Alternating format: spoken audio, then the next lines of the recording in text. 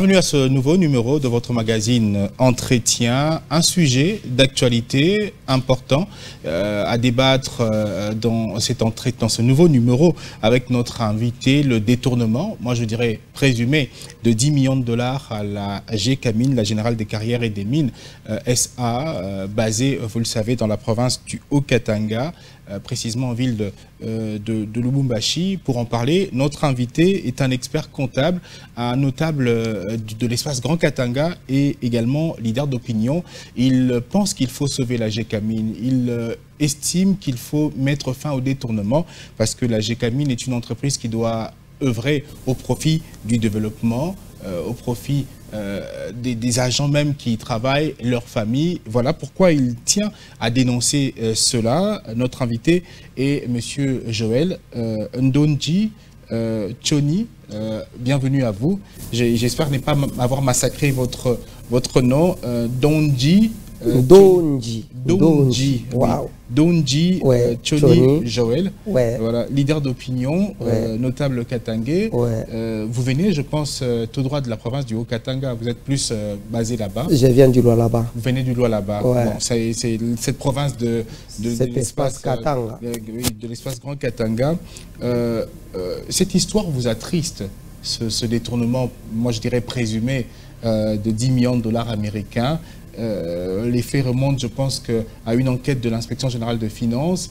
D'ailleurs, les transactions ont eu lieu, il avait été dit que c'était entre octobre-novembre 2022 et c'est en novembre 2023, lorsque l'IGF a mené ses enquêtes en septembre 2023, que l'affaire a été révélée au grand public. Et vous dénoncez cela parce que depuis, personne n'est sanctionné. On va en parler d'ailleurs. Mais d'abord, la GECAMINE, est-ce qu'elle se porte bien? Très mal. La GECAMINE se porte très mal. Dans le temps, à l'époque de Mobutu, la GECAMINE, si je ne dis pas parmi les grandes, elle était l'unique, la première entreprise qui nourrissait la République démocratique du Congo.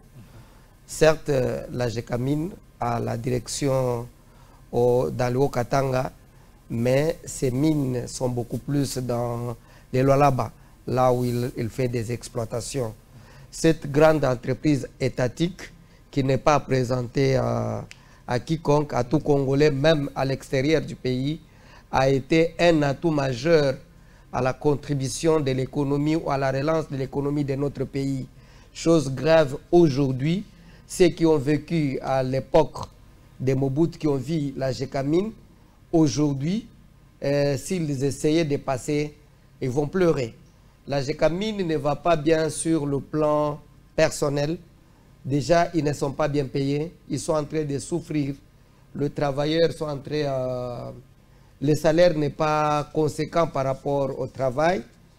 Les bâtiments de la GECAMINE non réfectionnés, et même la peinture, juste la peinture, et la GECAMINE a réussi à perdre beaucoup de maisons, beaucoup de meubles qui se sont détériorés. Si je prends l'exemple de l'hôpital à Kolwezi, il y a un hôpital qu'on appelle HPK. C'est un grand hôpital de la GECAMINE à Kolwezi. Cet hôpital qui soignait la majorité, parce que là on a Mwangeji, qui est l'hôpital de l'État, et l'hôpital de la GECAMINE. Un hôpital qui a été très bien construit. Le personnel et leurs familles. Oui. Il y a une partie qui était réservée aux cadres. Donc, le Belge ont construit ça dans les conditions vraiment très aisées. Malheureusement, une grande partie de ces bâtiments sont inutilisables aujourd'hui parce qu'ils sont fissurés, détériorés, détruits. Au jour d'aujourd'hui, je vous parle, les gens n'utilisent pas ça. Donc, sur ce côté-là, on est resté, la clinique, on est resté avec un bâtiment. Les autres bâtiments sont désaffectés parce qu'il n'y a pas d'entretien, parce qu'il n'y a pas l'argent pour réfectionner. C'est comme pour dire, après le départ des Belges, les Congolais ne peuvent rien faire. Pas d'argent alors que la GECAMINE... C'est comme pour dire la GECAMINE n'a pas d'argent. Mais elle apporte quand même quelques recettes fiscales, même si ce n'est plus comme dans le temps. Pas quelques, la GECAMINE fait beaucoup d'argent, mais la gestion est très très mauvaise. Alors, si je peux répondre à votre question de savoir si la Gécamine se porte comment, je vous dis la Gécamine se porte très mal. Les agents, et même ceux qui sont partis, il y en a qui ne sont pas encore, comment on dit, des décomptes finales, ainsi de suite. Ça n'a pas été. Donc la Gécamine aujourd'hui est à genoux par la simple volonté de certains dirigeants de cette entreprise. Mais pourtant, sous le président Kabila comme sous le président Tshisekedi, il y a quelques réformes initiées par les gouvernements d'avant comme d'aujourd'hui pour essayer de redonner à cette entreprise tant soit peu sa vraie valeur et lui permettre de jouer son rôle.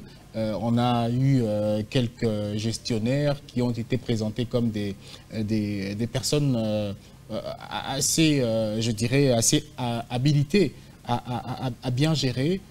Si vous dites qu'il y a eu un problème de gestion, c'est que ceux qui sont passés avant comme aujourd'hui n'ont pas apporté ce qu'il fallait. En tout cas, à la Gécamine, ils n'ont rien apporté parce que je vous dis que la Gécamine a laissé les écoles. La Gécamine a construit les maisons pour les agents. La Gécamine a construit les hôpitaux. La Gécamine a construit le centre de santé. La Gécamine a construit les cercles, ainsi de suite. Il y avait même des restaurants, de biens des immobiliers cantines et tout. Donc, c'était vraiment une entreprise responsable. Depuis l'époque de Kabila jusqu'à aujourd'hui, aucune école de la Gécamine n'a été réfectionnée. À Kolwezi, par exemple, nous sommes restés avec l'école qu'on appelle école Mutoshi. C'est l'unique école de la Gécamine qui forme tous les techniciens miniers. Mais la Gécamine a cédé ses concessions, PTFM, KCC, ainsi de suite. Mais les entreprises partenaires, soi-disant, de la Gécamine, font quoi par rapport à la Gécamine?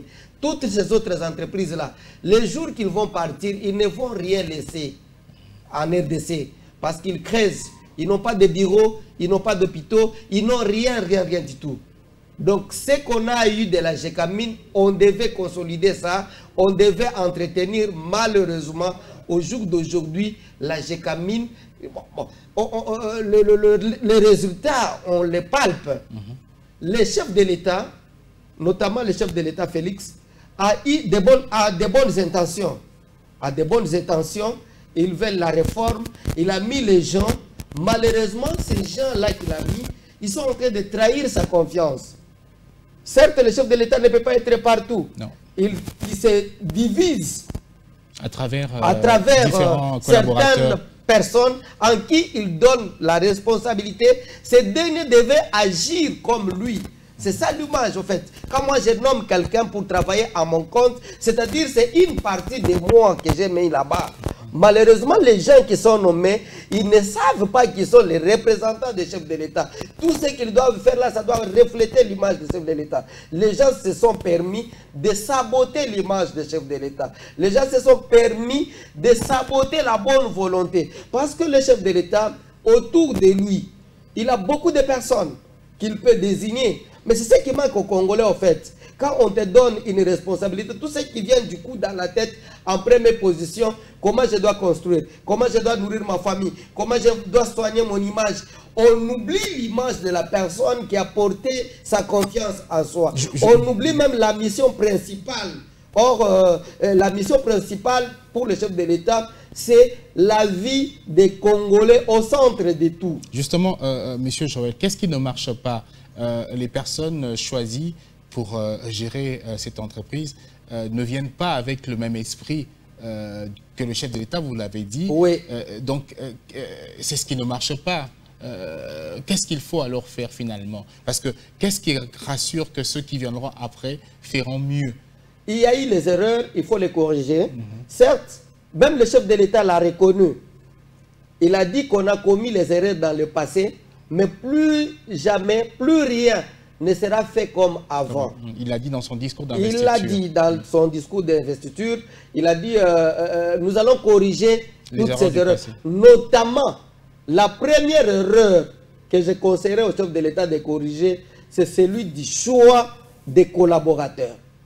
Si on se choisit les bons collaborateurs, et là on est un bon chef et on présente un bon résultat. Le président Kabila, à l'époque, il a dit qu'il n'avait pas trouvé 15 personnes autour de lui. L'actuel président déplore la même situation. Moi, je pense que le peuple congolais, nous sommes en train de trahir. Malheureusement, tout retombe sur le chef. Tout ce que nous faisons en mal, moi, je ne vois pas... la correction doit commencer par la GECAMIN, le Guy Robert, le PCA. Justement, on va c'est ça, donc l'impunité. On va le citer. Oui, l'impunité, et c'est l'élément majeur qui constitue l'échec du décollage de notre pays. En fait, parce que les gens font des erreurs, une jurisprudence. On dénonce, on fait ça, tel et là, il est en train de vivre une vie aisée, tout ça. Je vous donne un exemple. Les Congolais que vous voyez ici, ils se respectent à l'étranger. Ce n'est pas dire que les Congolais ils sont des mauvaises personnes. En fait, c'est l'image que nous donnons. Mais en réalité, ce n'est pas ça. Un Congolais, vous le trouvez dans un autre pays, il respecte les principes de ce pays-là. Et même dans le taxi, on dit 3 personnes, on dit il n'y a pas le système. Donc, quand vous venez ici, vous garez, l'autre qui est avant, il part. Et vous ne verrez pas un chauffeur faire une des bande choses. supérieure. Mais dans notre propre pays, on le fait parce qu'on sait qui me fera quoi. L'impunité, et c'est ça le problème. Donc moi je crois que si nous voulons trouver les meilleures personnes, ou si nous voulons que la gestion soit efficace et saine, la première des choses, la justice doit être d'abord efficace. Même la Bible le reconnaît que la justice élève une nation. Moi, je crois qu'il faut commencer par combattre l'impunité. On en parle d'ailleurs avec cette affaire du présumé détournement de 10 millions de dollars américains. L'on pointe du doigt notamment le PCA, Guy Robert Lukama, et certains collaborateurs. Hein. Cette affaire fait de bruit depuis, je l'ai dit tantôt, depuis le mois de novembre 2023. De quoi est-il question? On parle d'une somme payée dans une filiale de la GECAMIN, la filiale Simco, une somme de 10 millions de dollars qui serait transférée entre presque 27 personnes. Sur les 27 personnes, d'abord le président du conseil d'administration. Cette affaire a été révélée par l'inspection générale de finances suite à une mission depuis 2022. Mais c'est en novembre 2023, après une mission en septembre, parce que les transactions ont eu lieu au mois de novembre de l'année 2022. Mais c'est en 2023, je le rappelle, qu'il y a eu cette enquête de l'IGF en septembre et puis en novembre. Tout a été dit. Les 10 millions de dollars, comment ils se sont partagés les 10 millions? Est-ce que c'était légal? Est-ce que c'est illégal? C'est très illégal. C'est très illégal, monsieur le journaliste. Heureusement que vous avez fait l'état des lieux. Vous avez présenté tout ce que j'allais dire au sommaire. Mais ici, je vais entrer en pratique avec les matières très techniques. La lettre que j'ai ici de l'IGF. La lettre de l'IGF du 4 octobre 2023. Les inspecteurs chargés de faire les contrôles à cette filiale de la GECAMIN ont dénoncé, ont envoyé leurs observations à l'inspecteur chef de service, Gilles Alinguete, pour voir qu'est-ce qu'ils ont constaté. Après les observations, ils ont constaté qu'un montant de 10 156 774 dollars a été détourné. Détourné par qui? Par les agents de la GECAMIN. La liste des 27 personnes est là. Donc j'ai une liste de bénéficiaires. Ça, ce n'est pas moi qui l'ai dit, l'IGF l'a dit. Voici la liste des bénéficiaires. Parmi ces bénéficiaires, parmi lesquels le PCA de la GECAMIN, Guy Robert Lukama. C'est celui le numéro 1. Si, vous savez, le conseil d'administration, c'est l'organe de contrôle. C'est l'organe qui sanctionne. Il y a le comité de gestion qui doit commettre les bavures.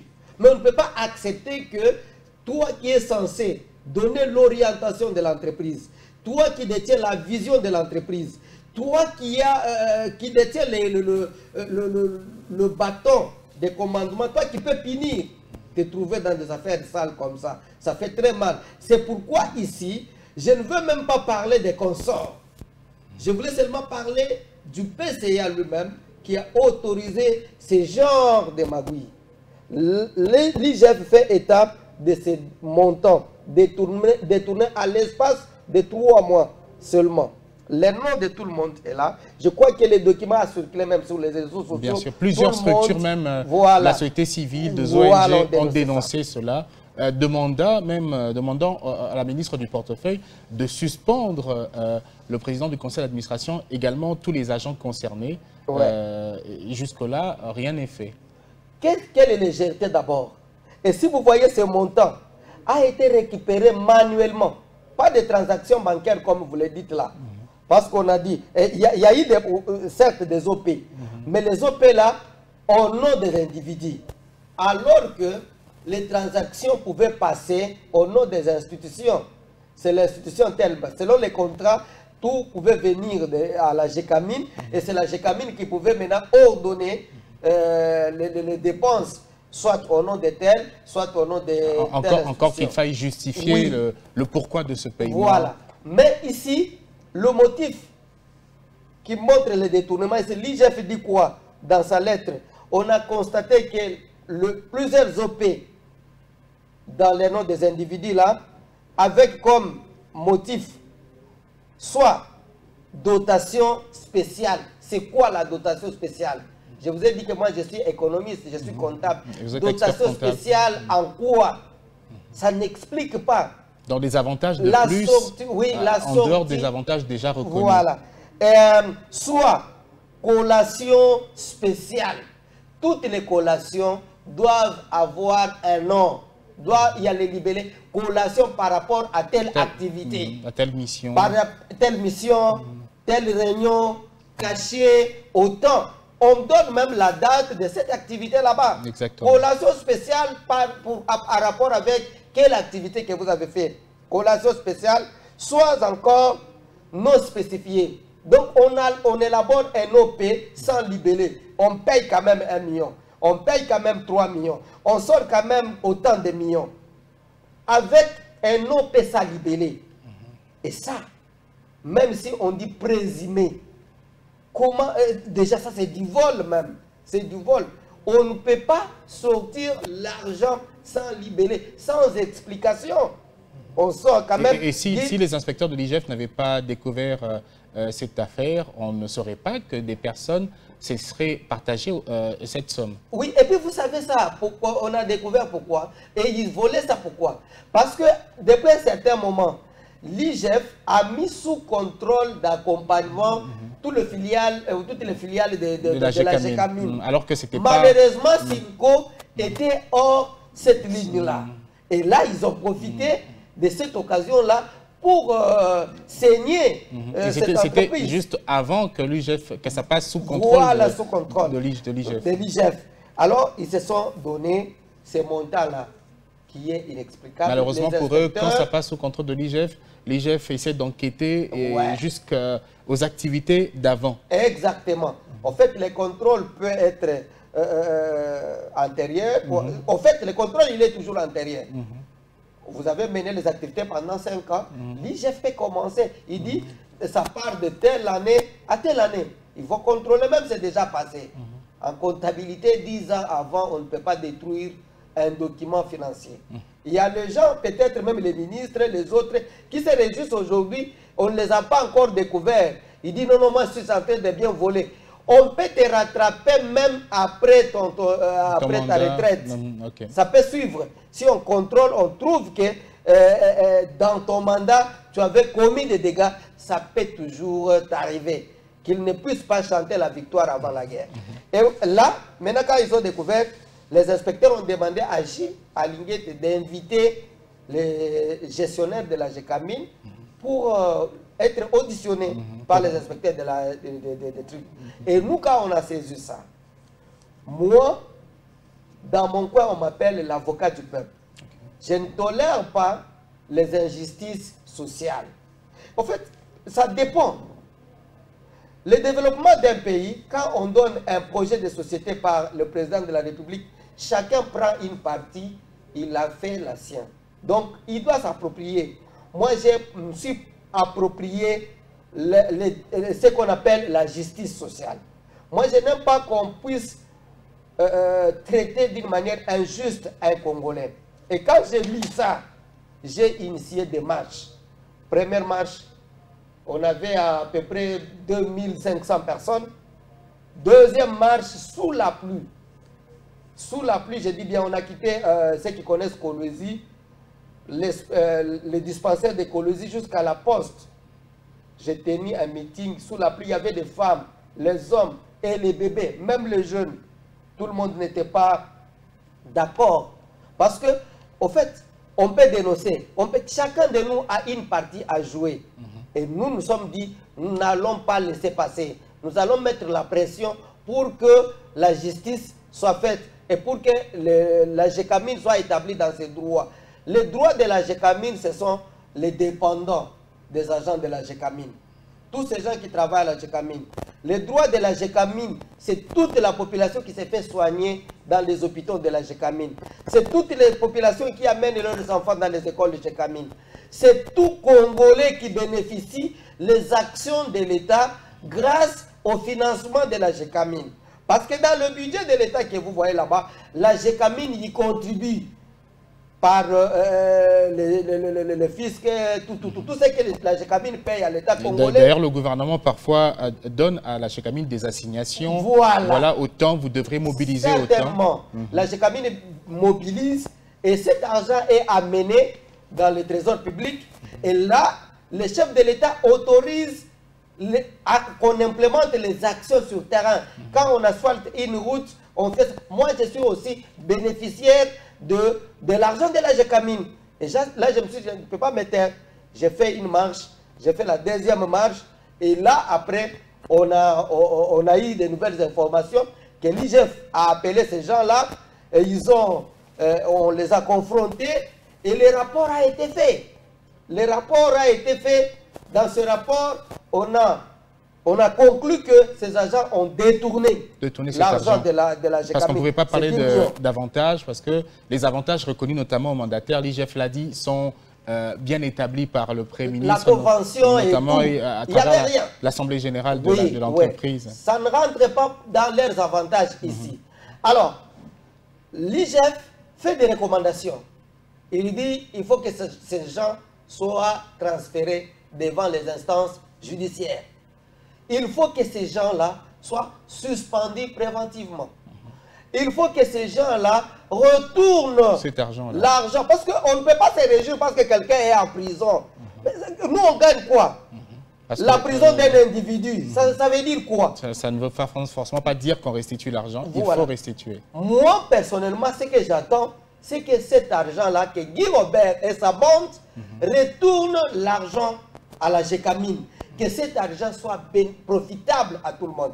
Vous savez, Guy Robert se paye 230 000 $ le mois, lui à lui seul.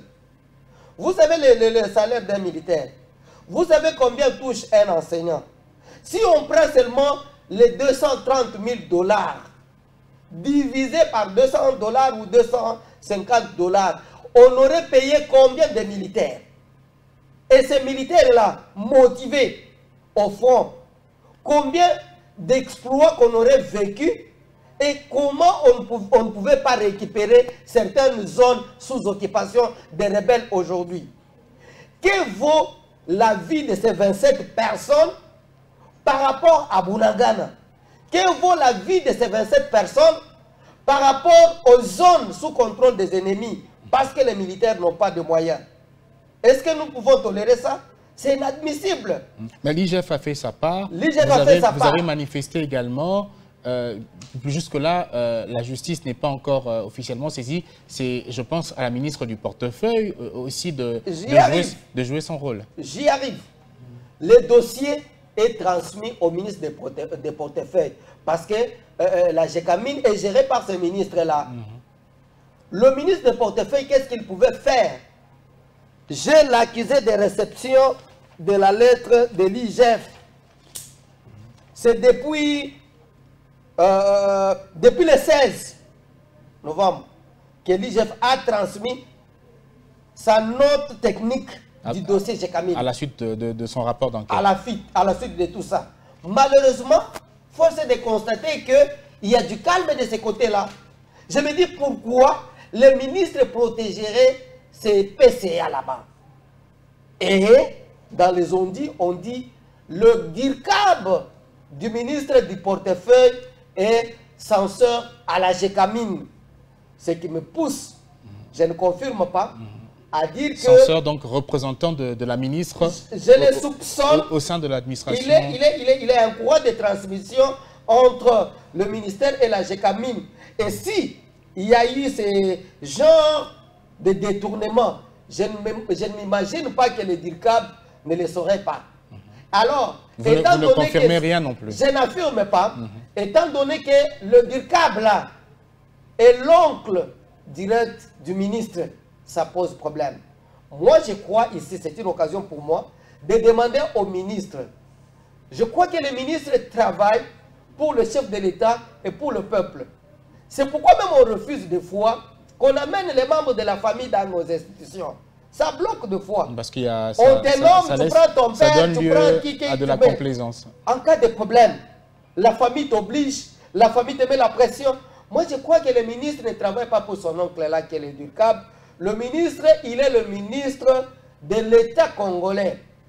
Il doit défendre les intérêts de la population congolaise et défendre l'image du chef de l'État. C'est lui qui l'a mis là-bas. C'est l'image du chef de l'État qui compte, que de protéger un personnel de son cabinet. S'il l'a fait, ça le regarde, il va le justifier. Le chef de l'État lui-même a livré à l'époque son DIRCAB à la justice. Accusé de détournement. Accusé de détournement. On l'a vu ici. Il a été acquitté par la justice. Mais que dire de toi, ministre? Moi, je crois qu'on doit savoir, on doit connaître ces dossiers à quel niveau. J'ai commencé à passer dans des médias. Au même moment, je mène aussi un combat administratif. J'ai déjà écrit au Premier ministre, j'ai déjà écrit au ministre du portefeuille, à la justice de se saisir le dossier. Parce que la justice... Elle est capable de se saisir de ce dossier-là. La justice, on ne l'amène pas toujours tous les dossiers. Il y a des dossiers qui peuvent se saisir par les bruits, par les réclamations. Il y a eu beaucoup de gens qui en parlent. Moi, j'ai fait 3 marches. La dernière marche, j'ai mobilisé 10 000 personnes. Les images existent. Vous avez 10 000 cœurs qui réclament contre une personne. Pourquoi on protège ce type-là?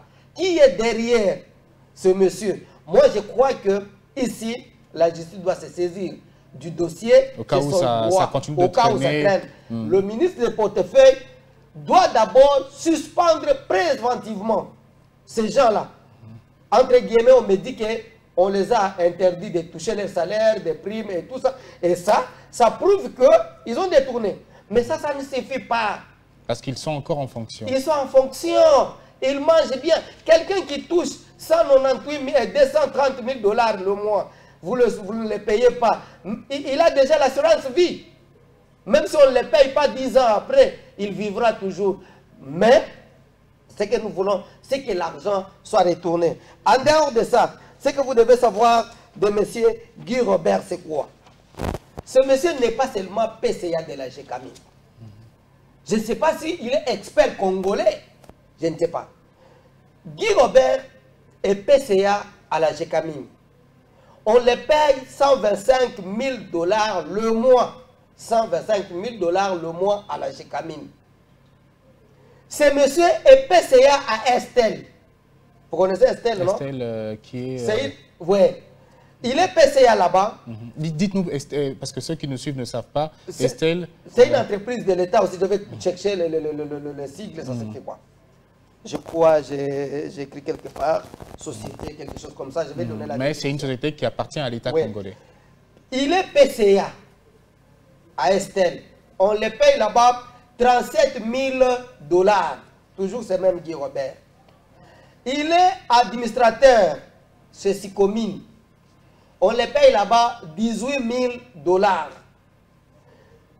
Ça ne suffit pas. Il est à SEGC, PCA là-bas. On les paye 11 000 $. Il est administrateur à Adem, Montboalou, Adem. Il est administrateur là-bas à Montboalou. Donc, il est administrateur. Il est administrateur à Boa, je crois, Banque of Africa, quelque chose comme ça.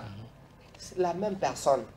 Et donc, tous ces gens-là, il a fait les études seul dans ce pays-là, ou soit il a vécu dans un monde seul pour lui donner toutes ses responsabilités. Mais si son poste en tant que PCA à la GECAMIN ne lui interdit pas, et s'il a les capacités, ça ne devrait pas poser problème.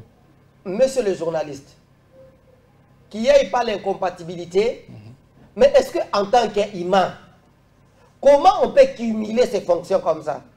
Parce que dans l'entreprise comme GECAMIN, on nous demande de l'efficacité. Qui dit efficacité, on demande la concentration. La GECAMIN, ce n'est pas une petite entreprise. Hein. Elle est dans beaucoup de provinces. Mais nous avons combien d'heures de service? Tu travailles sur combien de dossiers? Même si tu es expert, comment? Tu seras concentré comment? Ça sera superficiel. Donc il va se concentrer que sur le dossier qui l'intéresse. Je pense que pour ce qui est de Sicomine, en tant que partenaire de la GECAMIN, il est tout à fait normal que des représentants dans la responsabilité de la GECAMIN soient administrateurs dans le cadre, pour représenter l'État, dans le cadre du suivi. Oui, je ne refuse pas, et dans d'autres entreprises. Et puis pourquoi s'octroyer tous ces montants-là? Il est qui pour être payé comme ça? Il est qui? Parce que dans ce pays, nous ne sommes pas... certes, nous sommes un pays riche, mais on n'est pas encore arrivé à transformer nos potentialités en une richesse réelle. Les Congolais sont en train de souffrir. Est-ce qu'on peut accepter que dans un pays, l'autre soit payé à 100 $, mais l'autre à 230? Hey, j'ai oublié un élément. Guy Robert, il est consultant à la GECAMIN. Vous comprenez ça? Il est PCA, aussi consultant. On les consulte à la GECAMIN. Il a signé un contrat à la GECAMIN où lui, il est consultant et on le paye 30 000 $ le mois. Pour la consultation, donc la consultance qu'il fait à la GECAMIN. Lui-même, le mois, 30 000 $, on te paye. Toi, qui es PCA là-bas, tu es encore consultant. On te paye 30 000 $. Il a un contrat là-bas. Est-ce que nous pouvons accepter ce genre de choses? Ce monsieur est un méchant. Il n'a pas de cœur. C'est un détourneur. Je ne sais pas comment qualifier. Attention, parce que la justice n'a encore rien confirmé. Même si le rapport de l'IGF est clair, qu'il y a eu des tournements. L'IGF, moi, je crois que l'IGF ne ment pas. A saisi la ministre pour que la ministre sache qu'il y a des tournements. Mais donc ici, votre souci est que la justice, puisque ça traîne du côté de la ministre du portefeuille, puisse se saisir du dossier. Oui. Notre souci, c'est que la justice puisse se saisir du dossier. Parce qu'une personne qui détourne autant d'argent devrait... Le président de la République, qui a nommé Guy Robert, il le dit toujours, l'état des droits. L'état des droits. L'état des droits signifie quoi? L'égalité des chances. Les droits pour tous. Nous avons les mêmes droits, les mêmes obligations, le même privilège. On ne doit pas avoir les petits et les grands messieurs dans la même République. Nous devons nous traiter tous, nous sommes tous égaux à la loi. Nous devons avoir pitié de cette population minable. Le chef de l'État a été élu par ces pauvres populations que vous voyez. Je me demande même si ces genres de PCA, de DG, de ministres sont allés dans les urnes. La grande partie de la population qui a voté pour le chef de l'État, ce sont ces gens-là que vous voyez sans nourriture, sans vêtements, sans quoi. Et des gens qui attendent beaucoup de lui. Moi, je viens du Lualaba. Moi, j'ai battu campagne pour le chef de l'État. On a eu des difficultés. Pourquoi? Parce qu'on devait donner à tout prix le bilan de chef de l'État. Et le bilan de chef de l'État, c'est donné par qui? par les collaborateurs, par les différents services qui implémentent. Le chef de l'État donne une ligne de conduite. Je veux que cette année qu'on ait 100 écoles. Je veux qu'on ait autant de kilomètres de routes. Il donne ça, c'est une vision. Mais il y a les acteurs sur le terrain qui peuvent transformer la parole à l'acte. Malheureusement, ces gens-là s'en foutent de tout et ils bénéficient de tous les avantages de l'État pendant que nous sommes tous les Congolais et nous avons les mêmes droits. Moi, connaissant ça, je ne laisserai pas passer. Donc vous n'allez pas vous fatiguer maintenant parce que jamais. Au cas où ça n'aboutit pas, ça aboutira. Cette démarche, parce que on commence à s'habituer à avoir des dirigeants, des tourneurs, confirmer des tourneurs qui continuent de diriger, qui continuent à être là. C'est comme si les clowns en cravate, comme on aime bien appeler ces dirigeants des tourneurs, ne sont coupables de rien. Ça c'était avant. Et c'est que vous devez aussi savoir que nous avons déjà un 6e président de la République. Nous avons un nouveau. Peut-être les gens ont l'image de considérer Tshisekedi le même. Quand le mandat passe, il y a un nouveau président. C'est pourquoi il a prêté serment. Il n'est pas le même président. Donc le mandat de l'autre Tshisekedi là est passé. Nous avons un nouveau président. C'est à lui de mettre cela en pratique. Il porte le même nom.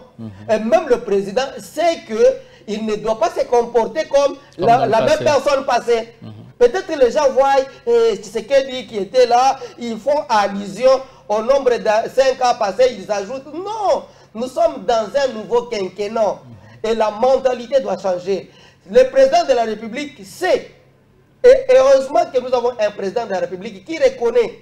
C'est difficile de voir un président de la République dire que ici je n'ai pas réussi, là-bas ça n'a pas été. Et s'il y a les éléments qui m'ont convaincu, moi, à ce que Tshisekedi, c'est ce côté la transparence et vérité. Il accepte, même si c'est dur, même si les gens vont critiquer, il le sait que ce que j'ai dit, ça sera critiqué dans le mauvais sens. Mais il le dit quand même. Je crois que le Tshisekedi d'hier, il ne sera pas le même. Il n'est pas le même. Je ne dis pas il ne doit pas être le même. Voilà. Nous avons un nouveau président de la République. Le bandit en cravate que nous avons vécu de 2018 dans le passé. En 2023, nous ne le verrons plus jamais. Vous allez voir, même le niveau de sélection de partenaires, il y en a qui pensent qu'ils vont revenir. Je regrette quand même à la population qui a reconduit la confiance aux mêmes députés de 1960 et tout. On comprend. Mais le chef de l'État n'est pas censé commettre les mêmes erreurs.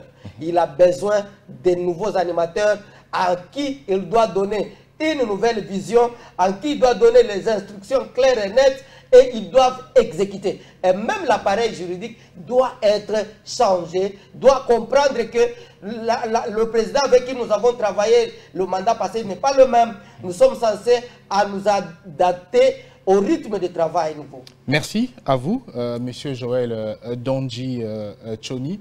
Je rappelle que vous êtes expert comptable, mais en dehors de ça, vous êtes d'abord un notable du Grand Katanga. Oui. Vous êtes un leader d'opinion. Oui. Et vous continuerez donc ce combat pour dénoncer la mauvaise gestion dans les entreprises de l'État, précisément, entre autres, au sein de la GECAMIN, avec cette affaire de présumé détournement de 10 millions de dollars. Mais si vous avez un petit mot de la fin, peut-être à adresser à la justice, adresser à la ministre du portefeuille, en 2-3 mots, qu'est-ce que vous voudriez dire? Je dis à la justice, d'abord, que rien n'est encore perdu. C'est le temps de redonner une bonne image de notre République. La justice, c'est une base solide pour le respect de la République. La justice ne doit pas rester ça dans des petites choses. Quelqu'un qui a volé, je ne sais pas, un poulet et tout ça, on l'arrête. Mais les gens qui détournent, on les laisse. Donc, vous ferez, c'est le moment d'entrer dans l'histoire. Donc, vous qui êtes le responsable à la justice, profitez de votre occasion pour que vos noms restent dans les annales. Parce que nous ne travaillons pas pour nous-mêmes, nous travaillons pour aussi la génération future. Nos enfants nous demanderont qu'est-ce que vous avez fait à l'époque. On aurait pensé qu'on pouvait oublier l'histoire de Mobutu, oublier l'histoire de Tchombe, oublier l'histoire des Belges. Ça nous colle à la peau. Donc vous qui êtes là aujourd'hui, faites les bonnes choses pour que demain, on parle de vous. Et la ministre du portefeuille. Au ministre du portefeuille, Rapidement. maman, vous avez fait un bon mandat, vous êtes à la fin. C'est mieux de sortir tête haute, comme on le dit. Ne soyez pas mêlés dans des histoires qui vont détruire même votre carrière. Je crois que c'est le moment de vous racheter. Elle n'a pas été élue comme députée, donc elle est encore ministre. Elle ne va pas démissionner. Elle peut toujours revenir également. Oui, elle peut aussi revenir et tout. Mais avant de quitter votre fauteuil là, livrez d'abord à la justice Guy Robert et sa bande. Obligez à Guy Robert de retourner l'argent de la GECAMIN. Parce qu'il y a les enfants qui sont en train de souffrir dans le Katanga. Il y a les milliers de familles qui sont en train de pleurer. Ça, ce n'est pas bien. Vous connaissez vous-même ce que représente la GECAMIN. Et vous connaissez vous-même l'histoire de la GECAMIN aujourd'hui. Donc vous avez le devoir d'honorer la mémoire de ces peuples congolais et de respecter le chef de l'État qui vous a mis à ce poste-là de ministre du portefeuille. Ouais. Merci à vous, Monsieur Joël Dondji Tchoni. Merci d'avoir répondu à notre invitation. Merci d'avoir dénoncé. Je rappelle que ça reste un présumé détournement. C'est à la justice de se saisir de l'affaire, de confirmer cela. Et vous attendez beaucoup de la justice qui peut se saisir du dossier. Vous attendez de la ministre du portefeuille surtout la suspension du PCA et tous ses collaborateurs cités dans le détournement de 10 millions de dollars.